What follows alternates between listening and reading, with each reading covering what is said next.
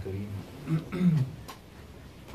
वल्लाह मैं तो फ़िलहाल वाकई इस लायक नहीं था। एक आदमी कसम पुरसी में कहता है, लेकिन मैं वाकई इस वक्त इस लायक नहीं था कि मैं बात करता, लेकिन क्योंकि बड़ों का हुक्म है इसलिए मैं जो अपने बुज़ुर्गों से सुनी हुई चंद बातें हैं आपके सामने अर्ज़ करता हूँ। अल्लाह पाक सबसे पहले इस पर मुझे चलने की तौफ़ीक़ अता फरमाए, फिर हमारे आपके सब के लिए दुनिया और आखिरत के नफ़े का ज़रिया बनाए। अज़ीज़ानी गिरामी, अल्लाह बड़े हैं इसलिए अल्लाह की मानने में खैर है।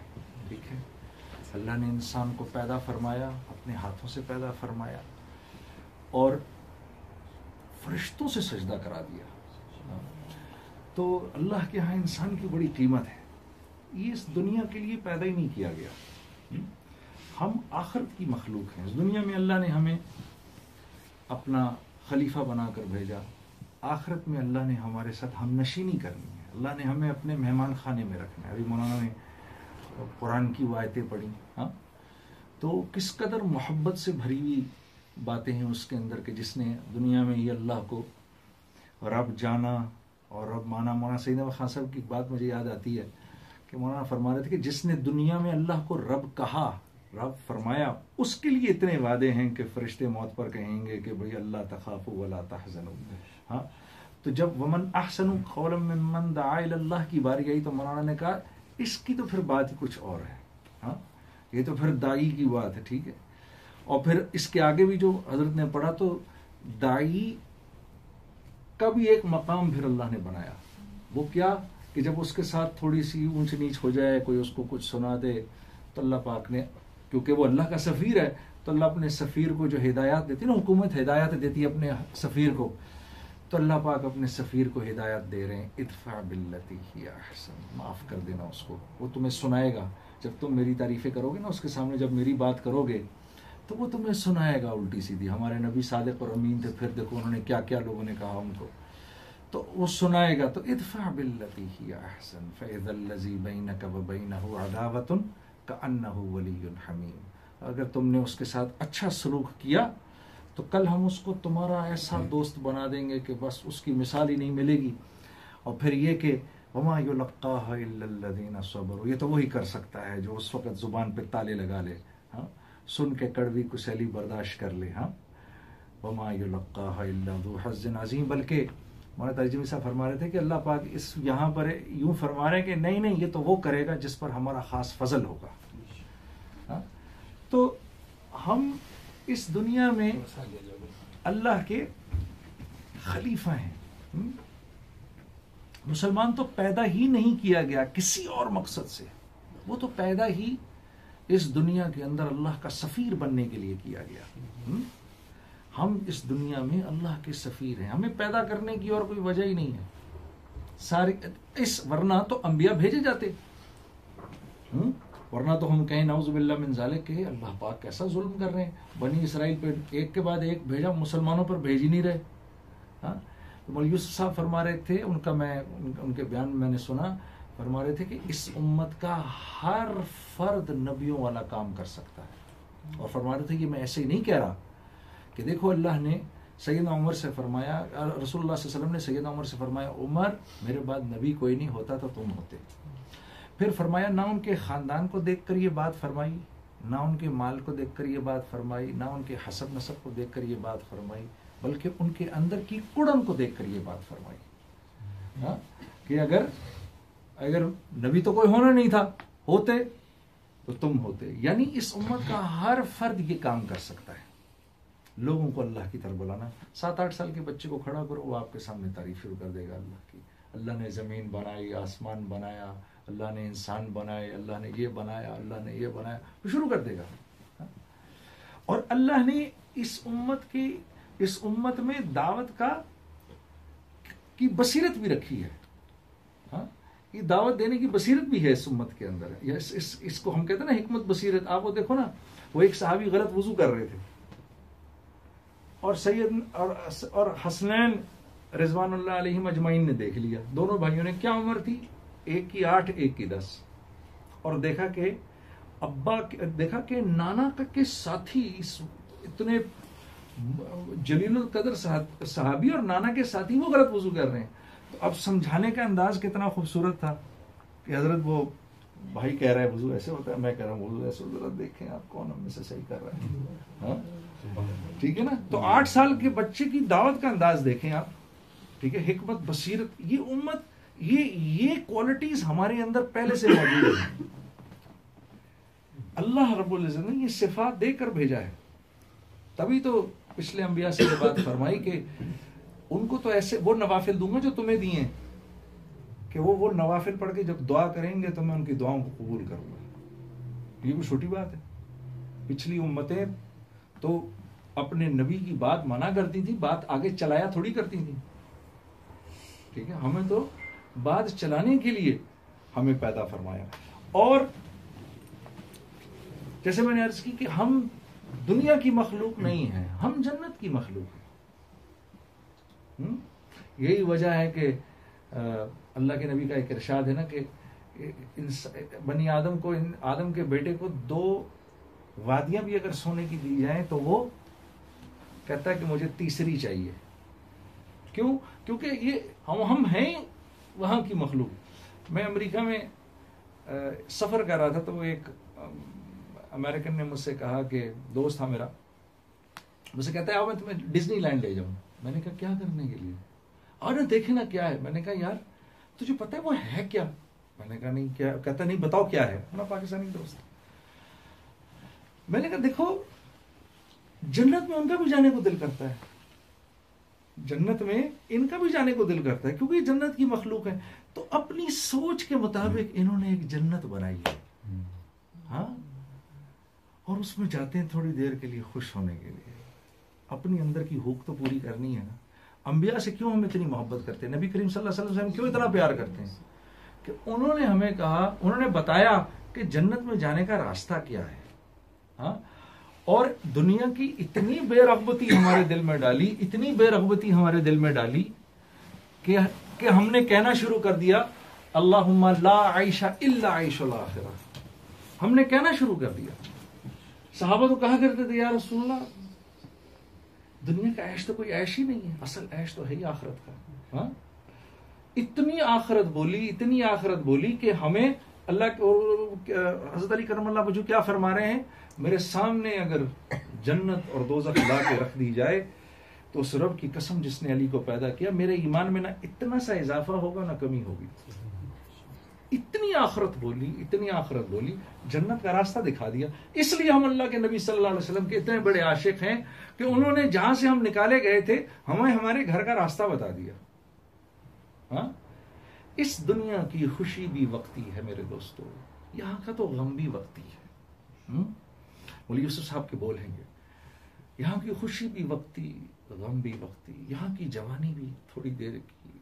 हाँ, यहाँ की भूख भी थोड़ी देर की, प्यास भी थोड़ी देर की, आखिरत की हर चीज। देखो कैसी अजीब बात है कि अल्लाह रसूलुल्लाह सल्लल्लाहु अलैहि वसल्लम के इरशाद के मुताबिक अल्लाह रब्बुल इज्जत अपने बंदों से फरमा रहे हैं कि अगर मेरे गुनाहगार बंदों को ये पता चल जाए कि मैं उनसे कितनी मोहब्बत करता हूं तो खुशी के मारे उनके कलेजे फट जाएं। हाँ, ये आखिरत की खुशी है।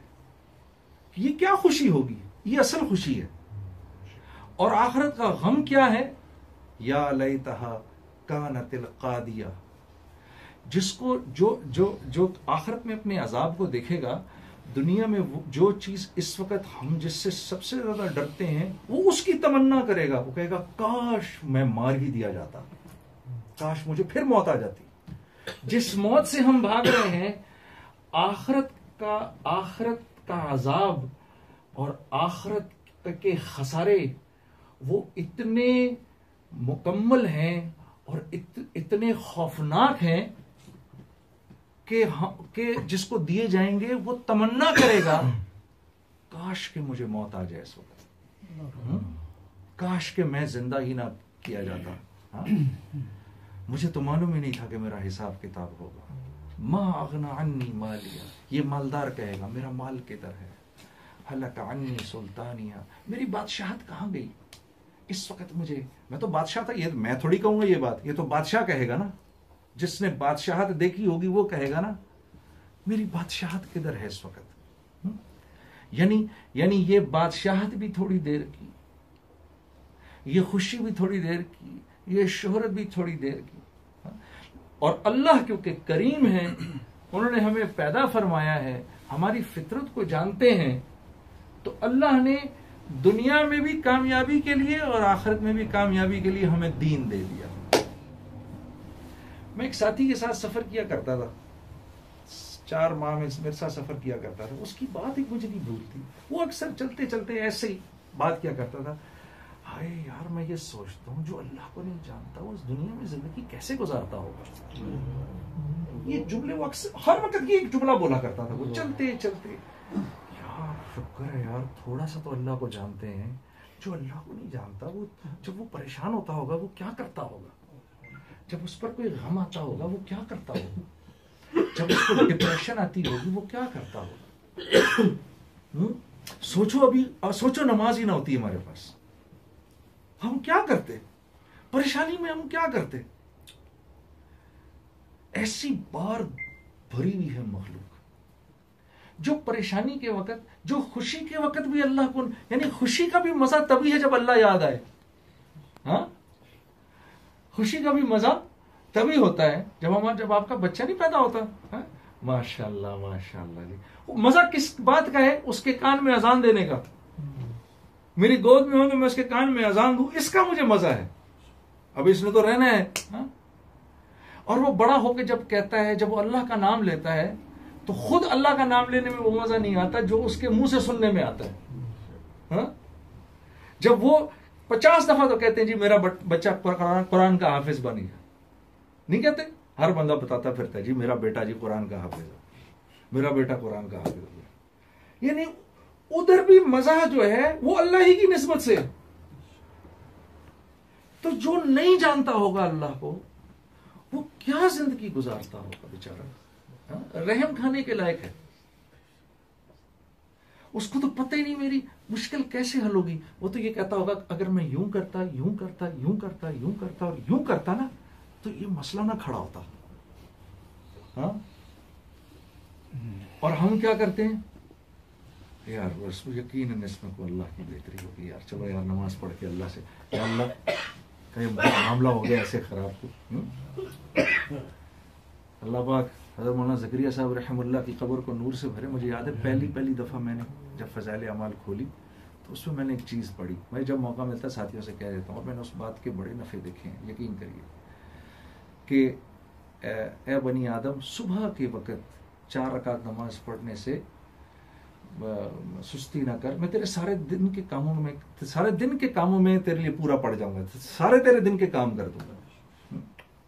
अब आप बताओ यार, 4 रकात नमाज पढ़ के आदमी को ये सुकून हो जाए, लो जी मसले हल हो गए। अभी मेरे तो मसले हल हो गए, तो सब अल्लाह के हाथ में। अब तो जो भी होगा, नफा भी है तो अल्लाह की मर्जी से है और मेरे फायदे में है, और नुकसान भी है तो अल्लाह की मर्जी से है और मेरे फायदे में है। तो बताओ जिसको अल्लाह नहीं मिल रहा वो क्या बेचारा क्या जिंदगी गुजारता है। अंदर जगह है, आज नहीं भाई अंदर आ जाओ, और कोई हो तो सूरह यासीन पढ़ लो, सुबह के वक्त सूरह यासीन पढ़ लो। 10 कुरान पढ़ने का सवाब, 10 कुरान पढ़ने का सवाब, और दिन भर के सारे काम अल्लाह के जिम्मे। और वही रब अगर कहे अम्मन युजीबुल मुस्तर्रा इज़ा दआहु व यक्शिफुस सूअ, इतना कहकर भी वो ये कह रहा है, और वो कौन है जो तेरे मुस्तरिब दिल की आवाज सुन रहा है? वो हम हैं जो सुनते हैं। अल्लाह ने इंसान को बनाया तो इंसान की फितरत को भी समझते हैं। अल्लाह सबसे ज्यादा समझते हैं इंसान की फितरत को। तो जो इस सबसे बड़ा एहसान मैं अपने ऊपर क्या कर रहा हूं कि मैं अल्लाह की मान लूं। दीन इसलिए दिया गया कि मुख्तलिफ इलाकों के लोग, मुख्तलिफ जुबानों के लोग आपस में एक दूसरे के साथ मोहब्बत से रह सकें। हाँ, वरना क़यामत के दिन तो अल्लाह उसको भी छोड़ देंगे, एक नेकी भी नहीं होगी उसके पास, उसको भी छोड़ देंगे। ये मैं ऐसे नहीं बोल रहा। वो नहीं सुना आपने 99 नेकियां लेकर अल्लाह की तरफ से हुक्म होगा जाओ भी एक और लेकर आओ, वो सारे मैशर में घूमता फिरेगा। कोई मिल जाए तो अम्मा दे दे, अब्बा दे दे, भाई दे दे, कोई दे दे, चाचा दे दे। वो एक आदमी एक नेकी लेकर घूम रहा होगा। उससे कहेगा कि यार क्या मसला है यार, एक नेकी चाहिए, लगता नहीं कहीं से मिली होगा। यार मेरे पास एक ही है, ये रख ले, चल तेरा तो काम बन जाएगा। तो वो खुशी खुशी अल्लाह के पास जाएगा। तो अल्लाह रब्बुल इज्जत फरमाएंगे ये आज हमसे बड़ा सखी कहाँ मिल गया तुझे। कह गए अल्लाह इस तरह एक था एक आदमी, अच्छा लेकर आओ उसको जरा। भाई तूने क्यों दे दी अपनी नेकी? अल्लाह ये की थी। मैंने कहा मेरा नहीं काम बन रहा तो इसका बन गया, तो इसके पास तो एक भी नहीं होगी। तो क़यामत के दिन तो ये भी बच जाएगा। एक अजीब रिवायत सुनी, एक आदमी के लिए जहन्नुम का फैसला होगा, फरिश्ते उसको ले जाने लगेंगे, पीछे मुड़ के देखेगा वो, तो अल्लाह पाक पूछेंगे क्या क्या देख रहे हो भाई? अल्लाह दुनिया में बस सुना था तू गफूर रहीम है और तू ऐसा है और तू ऐसा है, तो मैं तो इसी आस पर था कि मैं बख्शा ही जाऊंगा, तो बस तुझे देख रहा था मैं कि शायद तू मुझे माफ कर दे। एक आदमी के पास एक नेकी नहीं होगी, एक नेकी नहीं होगी, फरिश्ते कहेंगे कुछ तो बता, कुछ ही बता दे। वो कहे जी व्यापार करता था, जब पेमेंट लेनी होती थी तो आसानी रखता था, जब देनी होती थी तो फौरन दे देता था, वह एक ही काम करता था। तो अल्लाह पाक फरमाएंगे इतना, ये तो बहुत बड़ा एहसान है जो तू मेरे बंदों पर करता था, इस पर जन्नत का फैसला हो जाएगा उसके लिए। दीन तो दुनिया की जिंदगी सुकून से गुजारने के लिए है। हाँ, कि मैं बीवी के साथ वो मामला करूं कि वो मुझ पर जान छिड़के, मेरे बच्चे मेरी आंखों की ठंडक बने, माशरे में लोग मेरी इज्जत करें, मेरे अल्लाह रब्बुल इज्जत की तरफ से मुझे लंबी उम्र मिले सेहत के साथ, मुझे आसानी का रिज्क मिले, मुझे मारामारी ना करनी पड़े। हाँ, दीन इसलिए दिया गया है, इसलिए इसकी बुनियाद अल्लाह रब्बुल इज्जत ने अपनी जात को रखा है कि इंसान की हर जरूरत अल्लाह से जुड़ी हुई है। ये मेरी आंखों का देखना मेरे अजीज दोस्तों, किसी नाबीना को जाकर बोलो ना कि आंख देखती है, वो कहेगा नहीं ये मत बोलो, आंख तो मेरे पास भी है।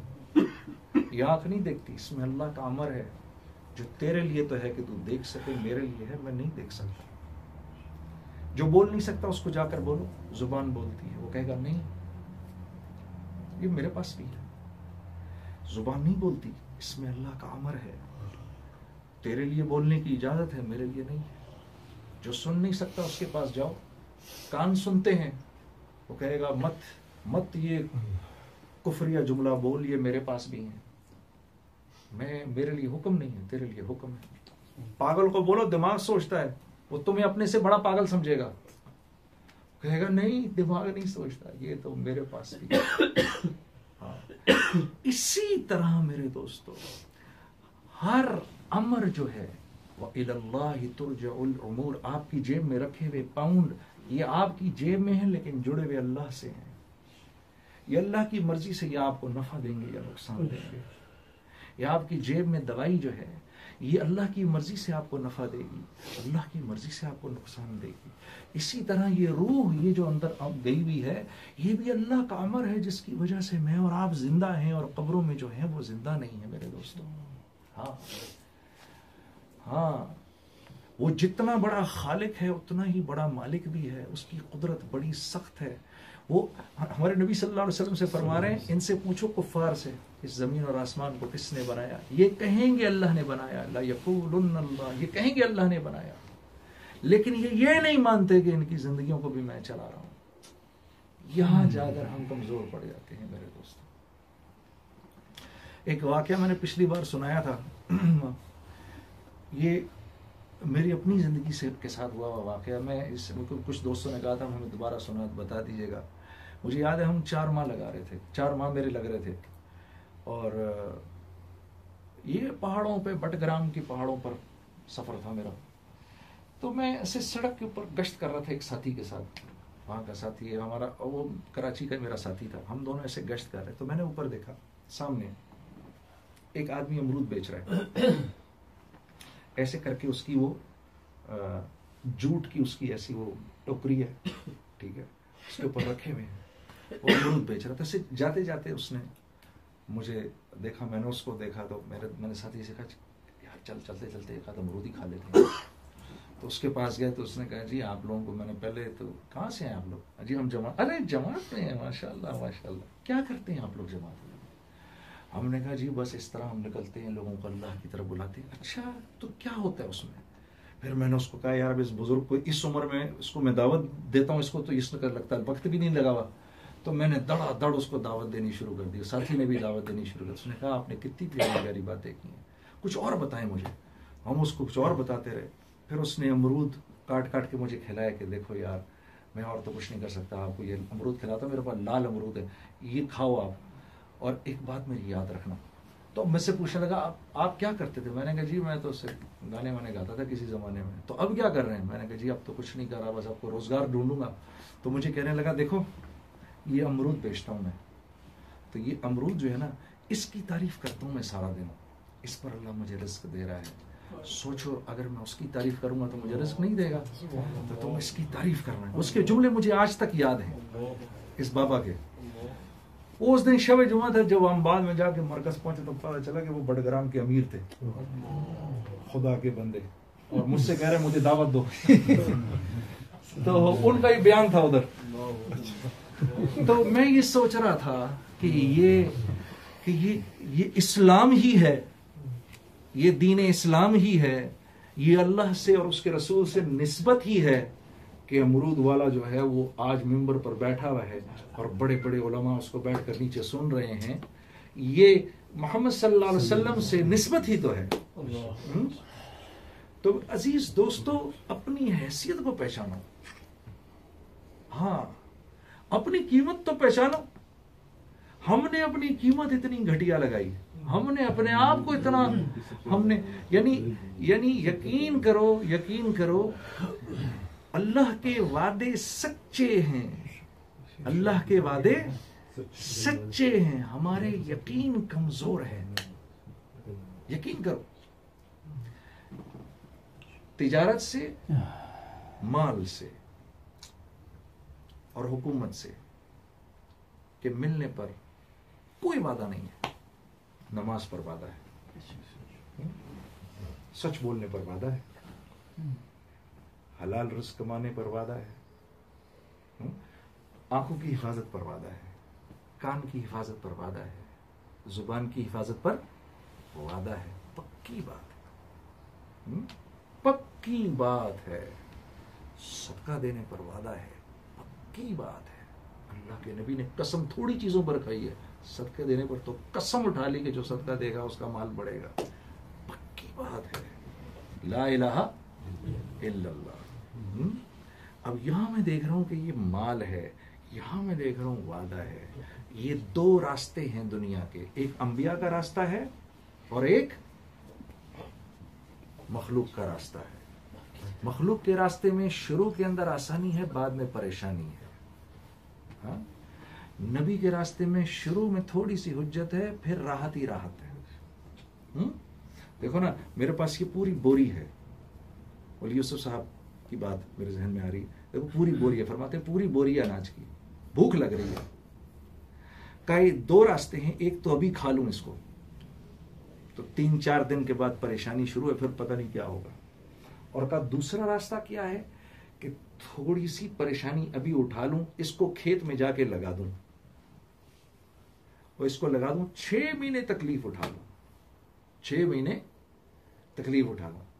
मौलाना इब्राहिम देवला साहब की मुझे बात याद आ रही थी कि जब आदमी बीमारी में दवाई खाता है तो पेशाब लाल रंग का आने लगता है, डॉक्टर के पास भागता है, हजरत खून आ रहा है। वो कहता है खून नहीं है, लग रहा है खून है, ये खून है नहीं, थोड़ी सी परेशानी उठा ले इस दवाई को खाने की, ठीक है, आगे सेहत ही सेहत है। तो कहा ये बोरी तो लगा दी उसने खेत के अंदर, 6 महीने तकलीफ उठाई, फिर जिंदगी भर के मजे करेगा। तो दुनिया में बस अपने आप को ये कहो, बस अपने नफ्स को कहो, बस थोड़ा सा वेट कर ले, थोड़ा वेट कर ले, थोड़ा और इंतजार कर ले, बस फिर मजे ही मजे। हाँ, और अल्लाह से दुआ किया करो, ऐ अल्लाह मेरी मौत का दिन मेरी जिंदगी का बेहतरीन दिन हो। अल्लाहुम्मा बारिक ली फिल मौत व फीमा बादिल मौत। मेरे अजीज दोस्तों, आखिरत को सामने रख के जिंदगी गुजारोगे, तुम्हारी अल्लाह जिंदगी बनाएंगे। यहाँ बनाने से जिंदगी नहीं बनती, यहाँ ऊपर से फैसला होगा तो बनेगी जिंदगी। ये आखिरत के लिए है। जैसे मौलाना ने भी नमाज में जो आयत पढ़ी, वलकुम फीहा मा तश्तही अनफुसुकुम, ये खुशखबरी फरिश्ते देंगे ले जाते वक्त कि सर आज के बाद वो होगा जो आप चाहेंगे। अब तक तो वो हुआ जो अल्लाह ने चाहा, ठीक है, आप मानते गए, मानते गए, मानते गए। आप नहीं चाहते थे कि बूढ़े हो गए। आप नहीं चाहते थे कि कारोबार में नुकसान हो, वो भी हो गया। आप नहीं चाहते थे कि ये काम हो, ये भी हो गया, ये भी हो गया। कोई नहीं, दुनिया के अंदर तो वो होगा जो अल्लाह चाहेंगे। अब आखिरत में अब ये होगा जो आप चाहेंगे मेरे दोस्तों। हाँ, जो चाहोगे होगा मेरे दोस्तों। जैसे महल चाहोगे वैसे महल मिलेंगे, जैसी खूबसूरत बीवियां चाहोगे वैसी खूबसूरत बीवियां मिलेगी, जैसी जवानी चाहोगे जवानी मिलेगी। जन्नत को एंटर करते हुए यूसुफ अलैहिस्सलाम की खूबसूरती मिलेगी। यूसुफ अलैहिस्सलाम के बारे में क्या समझते हो? यूसुफ अलैहिस्सलाम की खूबसूरती को किसी की नजर एकदम उनके चेहरे पर पड़ती थी तो 2-2 हफ्ते बहकी बहकी बातें करता था। उनके चेहरे पर किसी की नजर पड़ जाए एकदम बेहोश होकर गिर जाता था। ये तो जन्नत की एंट्री पर होगा। और हर जुमे बाजार हुस्न लगेगा, जिधर आप जाएंगे और आपको जो चेहरा चाहेंगे वो चेहरा आपको मिल जाएगा। हाँ? अल्लाह पता नहीं कितनी बीवियां देगा, एक दिन में सारी निपटा दोगे। हाँ? यहाँ तो हमारा एक दोस्त मुझसे कह रहा था कि जिस दिन बीवी लिपस्टिक लगाती है उस दिन मेरी टांगे कांपना शुरू हो जाती है। माफ करिएगा, मैं जरा थोड़ा ज्यादा सच बोल गया। हाँ, वहां जितनी होंगी सब कोई एक होगी, कभी दूसरी होगी, कभी तीसरी होगी। हम तो यहाँ जन्नत एक दूसरे के सामने डिस्कस ही नहीं करते। पता नहीं इसको क्या एक वबाल समझते जन्नत को बयान करना। सावा 2-2 ढाई घंटे जन्नत सुना करते थे। भाई आखिरत सुनोगे तो दुनिया से बेरगबती पैदा होगी ना। वरना तो दुनिया का शौक अल्हाकुमुत तकासुर, और मिल जाए मुझको, अल्हाकुमुत तकासुर हत्ता ज़ुरतुमुल मक़ाबिर। जब तक कब्र में नहीं जाओगे उस वक्त तक। एक आदमी आया, या रसूलुल्लाह मैं दुनिया का अमीर तरीन आदमी बनना चाहता हूँ। फरमाया कनात इख्तियार कर लो, अल्लाह तुम्हें वक्त का गनी बना देगा। कनात जो है उस पर खुश हो जाओ। अब जो आएगा वो एक्सेस है, लेकिन जब हम बढ़ाना शुरू कर देंगे तो फिर जितना मिलेगा थोड़ा है। फिर तो हामान कारून का खजाना भी थोड़ा है मेरे दोस्तों। तो मैंने अर्ज किया कि अंबिया अलैहिस्सलाम के बताए हुए तरीकों में 100% कामयाबी है। जैसे मैंने अर्ज किया, सदके में कामयाबी है, सूद में बर्बादी है, सूद में बर्बादी है। चाहे दिखाई देगा कि माल बढ़ गया है। मुफ्ती ज़ैनुल आबिदीन साहब रहमुल्लाह की बात मुझे शुरू की याद है। मुझे ऐसे लगा जैसे उन्होंने ये बात मेरे लिए ही कही है। मैं पहली दफ़ा रायवन गया, अभी शोबिज में ही था मैं। रायवन पहली मरतबा गया। हमारे ना लड़का लड़की में कोई हमारे यहाँ फ़र्क ही नहीं होता था। शोबिज की ज़िंदगी ऐसी है, लड़की है तो वो भी लड़के की तरह उसको ट्रीट करेंगे, लड़का है तो वो भी उसको लड़की की तरह, कोई फर्क नहीं होता था। आप आगे पीछे घूम रहे होते थे। तो मैंने उनसे ये बात सुनी बिल्कुल शुरू के अंदर कि नामहरम सामने से आए और तूने नजरें झुका ली, अल्लाह रब्बुल इज्जत उसी वक्त पिछले सारे गुनाह माफ कर देंगे। ये मैंने तब सुनी, मुझे यकीन नहीं आया इस बात का। मैंने कहा है मैं क्या करूंगा, मेरे तो सामने दिन और रात ये फिर रही होती हैं। लेकिन ये सच है, हक है मेरे दोस्तों। और फिर नमाज में वो ईमान की हलावत नसीब होगी मेरे दोस्तों। हाँ, यकीन करो, तहज्जुद में मांगी हुई दुआ तीर जैसे अपने निशाने पे लगता है ना, वैसे निशाने पे लगती है। हाँ? और एक आखिरी बात मैं ये कहूंगा कि जैसे हम दुनिया में जिस चीज को करते हैं, जिस भी काम को करते हैं उसको खूबसूरत तरीके से करने की कोशिश करते हैं ना मेरे दोस्तों, इसी तरह से अपनी नमाज को भी खूबसूरत करने की कोशिश करो। ये छोटी मोटी चीजें करोगे ना, ये अल्लाह को अगर पसंद आ गई तो मजा आ जाएगा। किसी ने हजरत तमीम दारी रजी अल्लाह ताला अन्हु से पूछा कि हजरत ये आपके कपड़े तो सैयदना उमर के कपड़ों में इतने पैबंद, आपके कपड़ों में तो उससे भी ज्यादा पैबंद लगे हुए। खामोश हो गए, चले गए। उनके साथ एक आदमी घूम रहा था, उसने कहा ये दुनिया वालों के सामने ऐसे होते हैं, तहज्जुद की नमाज में 1000 दिरहम का जोड़ा पहन कर खड़े होते हैं। जब अल्लाह के सामने खड़े होते हैं तो बेहतरीन लिबास में खड़े होते हैं। अपनी नेकी को खूबसूरत बनाए ना हम। वुजू करें तो ऐसा कामिल वुजू करें, हाँ, अल्लाह भी देखे, फरिश्तों से कहे कि क्या कर रहा है। खड़े हों, इत्मीनान से खड़े हों, सजदा करें, खूबसूरत सजदा करें। नीचे जब जाएं नाक रगड़े अपनी अल्लाह के सामने, अल्लाह फरिश्तों से क्या कर रहा है ये, हाँ?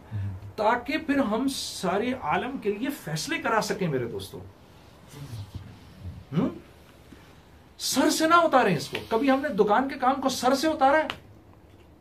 टाइम पर खोलते हैं जाकर, खुद ना जा रहे हैं औलाद को भेज देते हैं, एक एक चीज को जाते हैं सुबह जाके सेट करते हैं। मैं कपड़े का काम करता हूं ना, तो दुकान में जब घुसता हूं ना, तो मुझे आदत है सबसे पहले जाते ही आस्तीनें ठीक करना शुरू कर देता हूं कि मेरी दुकान खूबसूरत लगे।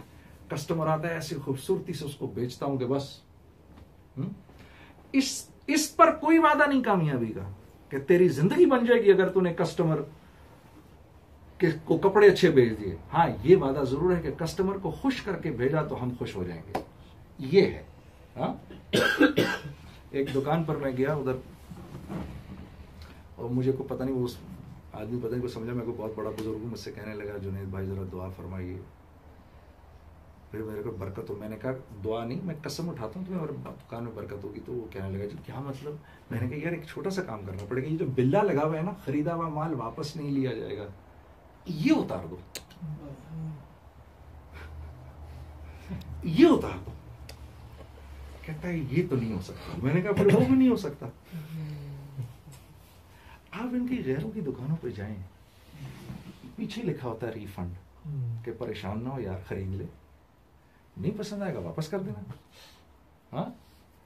और यहाँ इकबाल भाई मेरी दुकान में दाखिल हुए, मैं देखते समझ गया नॉटिंघम से आए हैं, ठीक है। मैंने इनको 20, 25, 30 हजार की शॉपिंग कराई, ये खरीद के वापस चले गए। अब मैं आप लोगों से पूछता हूं, अगर अगले दिन ये मेरी दुकान पर मेरे बैग लेकर आ रहे हैं वापस, तो क्यों आ रहे हैं? क्या ख्याल है आपका, क्यों आ रहे हैं भाई साहब? वापस करने आ रहे हैं। ये तो आपको पता चल गया, मुझे नहीं पता चलेगा इस बात का। मुझे तो पता चलेगा ना, मैं तो रोज करता हूं इस काम को। अब मेरा क्या एटीट्यूड होगा? मेरा एटीट्यूड ये होगा, किसी तरह इसको इसका 1 रुपया भी वापस ना करूंगा। पहले तो पहचानूंगा ही नहीं इसको बेचारे को, फिर अगर इसने मुझे 25 दफा याद भी कराया तो मैं कहूंगा क्या मसला है तुम्हारे साथ? पूरी कोशिश करके इसको 1 रुपया ना दूं। ये किस दिल से वापस जाएगा?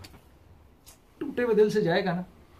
और मेरे नबी का फरमान है, तुमने बेचा हुआ माल वापस ले लिया तो जन्नत के वस्त में तुम्हारे लिए एक महल की जमानत मैं देता हूं। जन्नत का वस्त।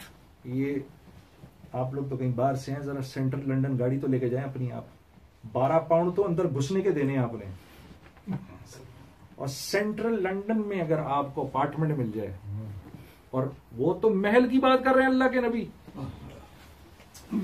सर क्या कीमत होगी सेंट्रल, एक अपार्टमेंट की क्या कीमत होगी? 4-5 मिलियन पाउंड से कम का तो नहीं होगा सेंट्रल लंदन का अपार्टमेंट। तो ये तो लंदन है, वो जन्नत है, उसके सेंटर में जो अपार्टमेंट होगा वो क्या महल होगा।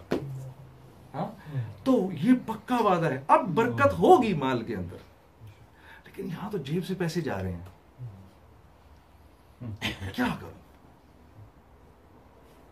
तो अजीज दोस्तों, अपने यकीन कमजोर हैं, अल्लाह के वादे सच्चे हैं, अल्लाह के वादे सच्चे हैं। जब दीन जिंदगी के अंदर आता है मेरे दोस्तों, जब दीन जिंदगी में आता है, ईसार का मिजाज बनता है, तब कुर्बानी का मिजाज बनता है। देखो ना किसके घर में हम बैठे हुए इस वक्त, उसके सोने का टाइम होगा, कुछ होगा, सारे हम बैठे हुए। आप भूल गए वो जब आदमी आया रसूलुल्लाह सल्लल्लाहु अलैहि वसल्लम के पास, या रसूलुल्लाह सल्लल्लाहु अलैहि वसल्लम भूखा हूं 3 दिन का। आपने घरों में पता करवाया, कोई नहीं। सहाबा से पूछा भाई कोई है मेरे मेहमान को ले जाए। कैस बिन साबित अंसारी खड़े हो गए, या रसूलुल्लाह मैं ले जाता हूं। तो घर ले गए, वो बीवी भी बनी हुई थी, वरना आज इस वक्त सोचो ना, इस वक्त आप में से कोई घर ले जाए अपने किसी मेहमान को, सब खाने माने सब हो चुके हो, बीवी से बोलो जरा खाना पकाओ। तो वो बीवी भी बनी हुई थी। उन्होंने बोला अहलन व सहलन, किसका मेहमान? अल्लाह के नबी का मेहमान। चलो कुछ खाने को कुछ है? हाँ इतना है कि बच्चों को खिला दें बस। और वहां हमारे यहाँ तो 3-3 टाइम खाते हैं, वहां 1 टाइम खाया जाता था। जिस दिन नहीं खाया उस दिन फाका है, 1 टाइम खाते थे वो लोग। तो बस इस तरह बच्चों को थोड़ा सा खिला देने, बच्चों को सुला दो। भूखा सुला दो आज। हाँ ठीक है। अब माँ के दिल से पूछो ना किस तरह उसने बच्चों को भूखा सुलाया होगा। सुलाकर और फिर ये नहीं कि सारा खाना ला के रख दो और बैठ जाओ कि हम तो नहीं खा रहे, तू खा जा सारा हमारा खाना। नहीं, मशल बुझा देना किसी बहाने से, हम दोनों से हाथ हिलाते रहेंगे ताकि इसको बुरा न लगे, एहसास ना हो। इसको खिलाओ खाना, पूरा खाना खिला दिया। सुबह जब फजर के टाइम पहुंचे रसूलुल्लाह सल्लल्लाहु अलैहि वसल्लम के पास, आपने जो देखा साबित कैस बिन साबित को मुस्कुरा दिया। आपने कहा साबित तेरी रात की मेहमानी अल्लाह को बहुत पसंद है। हम कुछ ऐसा कर जाएं मेरे दोस्तों, कुछ अल्लाह को पसंद आ जाए हमारी बात, थोड़ा ही हो लेकिन कुछ ऐसा हो जाए। अब ये देखो ना, हम हमारे भी तो घर आ सकता था, खाना रख देते लाके उसके सामने, ठीक है ना। अपनी नेकी को कैसे खूबसूरत बनाया, ऐसे बनाया अल्लाह को पसंद आती बात। तो अपनी नेकियों को खूबसूरत बनाओ, अल्लाह आपकी दुआओं को कबूल करेगा मेरे दोस्तों, यकीन करो। आपको मुस्तजाबुद दावत बनाएगा और आपको एहसास दिलाएगा कि मैं तेरी इस दुआ को कबूल कर रहा हूं, चल इस वक्त मांग, मैं मान जाऊंगा तेरी बात को। ऐसे बन जाओ अल्लाह के लिए, सबके लिए फैसले करा दो अल्लाह के रास्ते में निकल कर। अल्लाह आप लोगों का बैठना कबूल करे, बहुत कबूल करे भाई। सबसे पहले मुझे अमल की तौफीक दे और हम सबको क़यामत तक के आने वाले आखिरी इंसान की हिदायत के लिए अल्लाह कबूल फरमाए। इसकी नीयत सब कर लो, ठीक है ना, सब करते हैं इसकी नीयत इंशाअल्लाह।